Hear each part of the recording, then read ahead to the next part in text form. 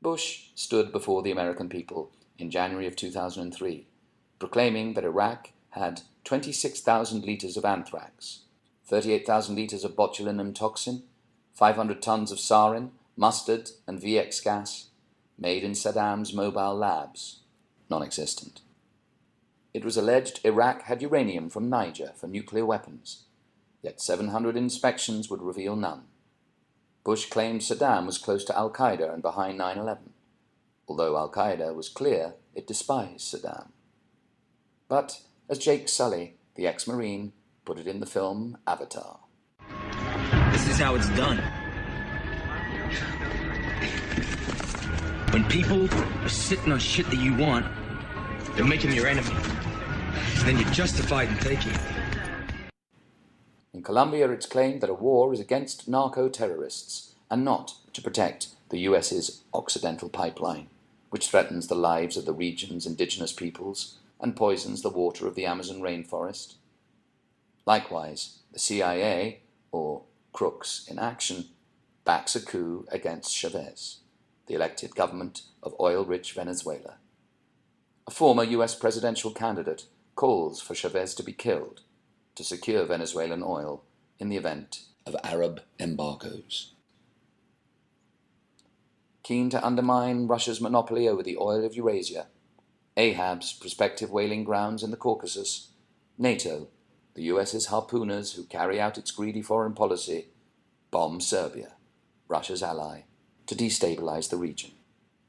To enable its corporations to expand their reach into Eastern Europe, the US judges military might to be its trump card, to use massive displays of force in order to prevail over its rivals in a coming global struggle for dwindling resources.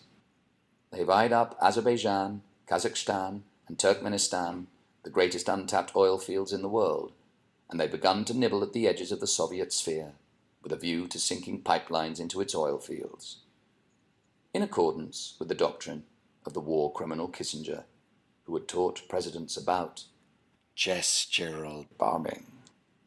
Clinton was persuaded to attack Europe to suborn the Eastern Bloc, so he bombed Serbia for 11 weeks in 1999. As with Moby Dick's evil, as with weapons of mass destruction, the US would use charges of ethnic cleansing to bomb Serbian towns, railways, TV stations, and hospitals in a humanitarian war that inhumanely killed hundreds. NATO planes would make over 10,000 attacks and launch 2,500 cruise missiles. 7,000 tons of explosives were dropped on Belgrade, with victims still dying from the effects. But Clinton and Albright judged the price to be worth it. It allowed the US to inch towards the oil reserves in the former Soviet republics that bordered the Caspian Sea, and where the US has now conveniently built bases. And, though Kyrgyzstan kills political opponents, it's supported by Washington to secure a US base at Bishkek, which will serve, together with its billion-dollar base in Islamabad, US Special Forces fighting US resource wars. To many US bases, those kidnapped are automatically stripped bare, just to show them the US is boss. Bagram, known as Obama's Guantanamo, has a pit for prisoners, where everyone's taken, no matter who. The Afghan ambassador to Pakistan, Mullah Zaif, was taken there and brutally beaten with gun butts. Then, when Abdul Zaif's head was broken, he was led out and thrown naked into the snow. In the Sudan, 12,000 are killed, so US oil companies can move in, after which oil revenues enable the Sudanese government to triple its fleet, with 12 new attack helicopters in 2001. It's thus bribed to clear its own people from oil-rich areas. Drink, ye harpooneers, Ahab urges. Death to Moby Dick. God hunt us all if we do not hunt him to his death. What is the spirit of the bayonet? US Marines habitually chant.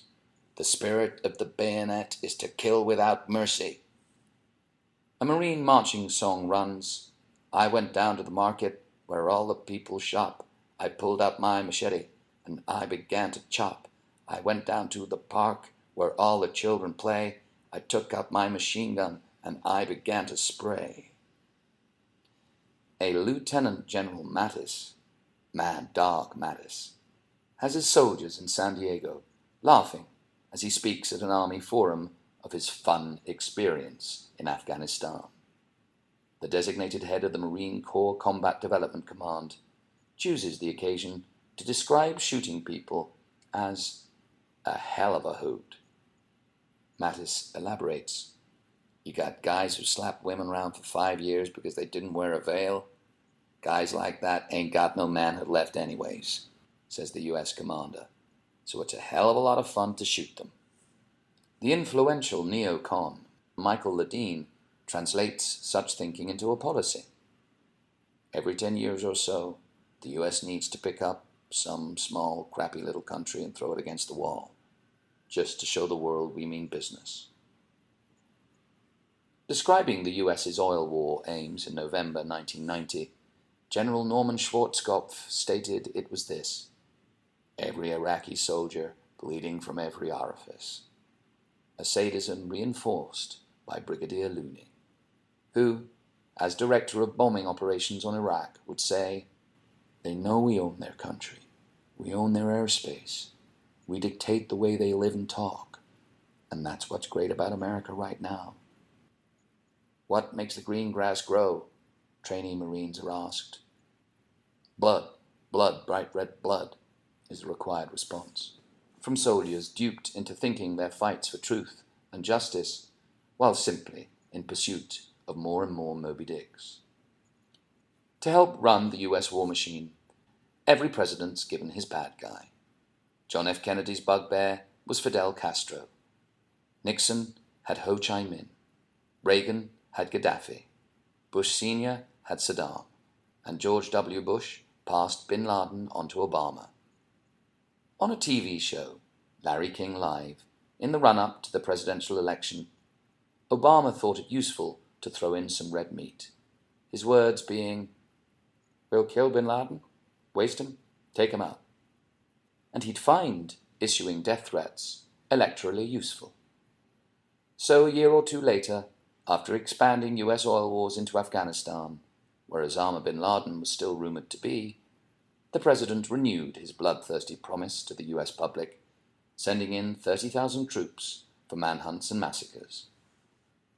To Al-Qaeda, the sanctuaries, the assets, and the wealth of the Islamic nation have been violated and spoiled by heinous infidels and their agents.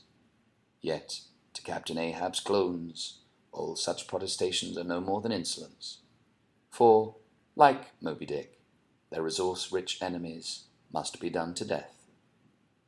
"Thy hour and thy harpoon are at hand," announces Ahab trembling, for he thinks himself fate's lieutenant.